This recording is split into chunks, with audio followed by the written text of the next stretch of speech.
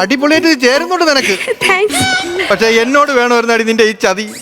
മനപൂർവ്വമല്ല സുധി, സാഹചര്യങ്ങൾ കൊണ്ട് മാറിപ്പോയതാ ഞാൻ. സാഹചര്യങ്ങൾ കൊണ്ട് മാറാൻ നിന്റെ അച്ഛന്റെ പേര് ജോണിക്കുട്ടി എന്നല്ലേ, അല്ലാതെ ഓന്തെന്നല്ലല്ലോ. അല്ലേ പറയണം, ഇതെല്ലാം കേൾക്കാൻ ഞാൻ ബാധ്യസ്ഥയാ.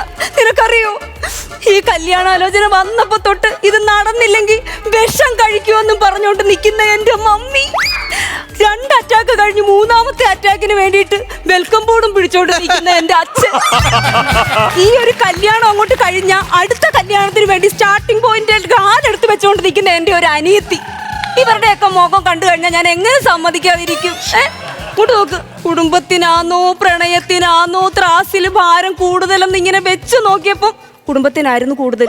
അപ്പൊ അതുകൊണ്ട് ഞാൻ അതങ്ങ് സമ്മതിച്ചതാ. അതൊക്കെ എന്റെ തെറ്റ്. നിന്നെ സമ്മതിക്കണം. പള്ളിയിൽ നിന്ന് ഇറങ്ങി എന്റെ അടുത്ത് വരുന്നതിനിടയ്ക്ക് ഒരു കഥ അത് ക്രിയേറ്റ് ചെയ്യാൻ കാണിച്ച നിന്റെ ബ്രില്യൻസ്. നീ പോയ ജിത്തു ജോസഫിനെ ഒന്ന് കാണണം. എന്തിനാ? പുള്ളിക്ക് ഒരു റൈറ്റർ ആവശ്യമുണ്ട്. നിന്നെ കൊണ്ട് പറ്റും. സുധി, അടുത്തൊരു ജന്മം ഉണ്ടെങ്കിൽ എനിക്ക് നിന്നെ വേണം. ഈ ജന്മത്തിൽ ഉരുളെ ഉരുട്ടി തന്നിട്ട് അടുത്ത ജന്മത്തിൽ വീണ്ടും ഇലയിട്ട് വിളിക്കണം അവള്. ആ മണ്ടായി